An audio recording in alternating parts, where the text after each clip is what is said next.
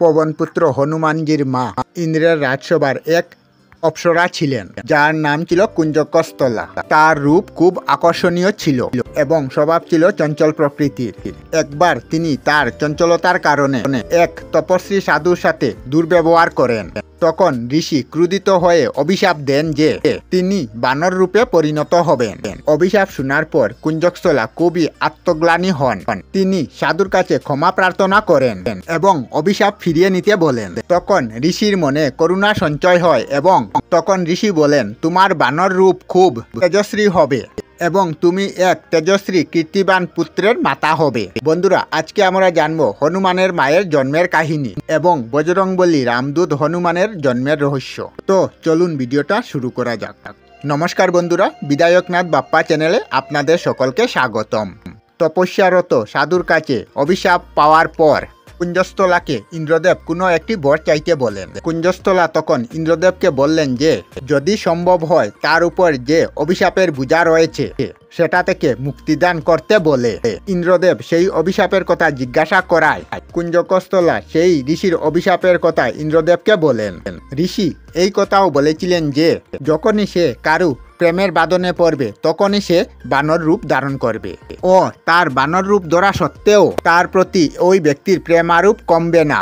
ইন্দ্রদেব সমস্ত কিছু শোনার পর কুঞ্জকস্থলাকে বললেন যে তোমাকে পৃথিবীতে গিয়ে বসবাস করতে হবে এবং সেখানে তোমার এক রাজকুমারের সাথে প্রেম হবে যে তোমার স্বামী হবে। বিবাহের পর তুমি শিবের অবতারকে জন্ম দিবে এবং এরপর তুমি মহর্ষি শাপ থেকে মুক্তি পাবে। ইন্দ্রের কথা মতো কুঞ্জকস্থলা অঞ্জনা রূপে জন্মগ্রহণ করেন।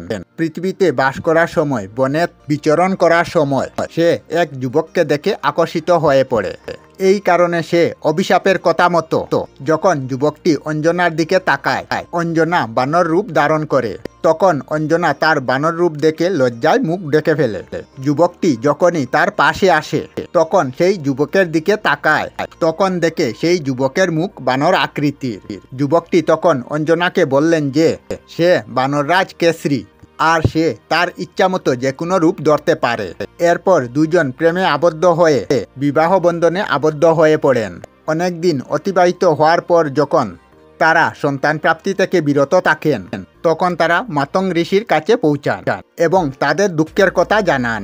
তখন মাতং ঋষি নারায়ণ পর্বতে অবস্থিত তীর্থে গিয়ে 12 বৎসর তপস্যা করতে বলেন অঞ্জনাকে এবং তার তপস্যায় সন্তুষ্ট হয়ে বায়ুদেব আশীর্বাদ করলেন যে তুমি অত্যন্ত বলবান জ্ঞানী তেজস্বী পুত্রকে জন্ম দিবে। এই বরদান প্রাপ্ত করার পর অঞ্জনা ইন্দ্রের কথা মতো অঞ্জনা মহাদেবের তপস্যা শুরু করে।